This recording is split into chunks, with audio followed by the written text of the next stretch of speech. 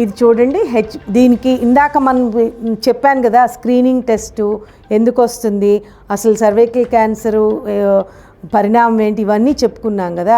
దీనికి ఇవి నివారించడానికి స్క్రీనింగ్ టెస్టులు చేసుకోవాలి. అలాగే మీకు ఒక మంచి శుభవార్త ఏంటంటే హ్యూమన్ ప్యాపిలోమా వైరస్కి అగెన్స్ట్గా టీకా కనుగొన్నారు. ఎవరు కనుగొన్నారు?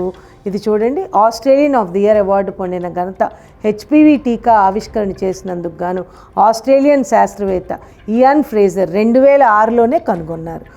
ఈ టీకా గర్భాశయ సర్వైకల్ క్యాన్సర్ నివారించడంలో గణనీయంగా సహాయపడుతుంది.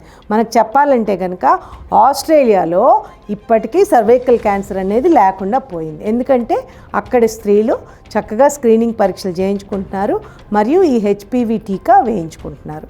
భారతదేశంలో ఎట్లా ఉందో పరిస్థితి ఒకసారి చూద్దాం. ప్రతి సంవత్సరం లక్షలుగా చాలామంది కొన్ని లక్షలుగా ఈ క్యాన్సర్ బారిన పడుతున్నారు.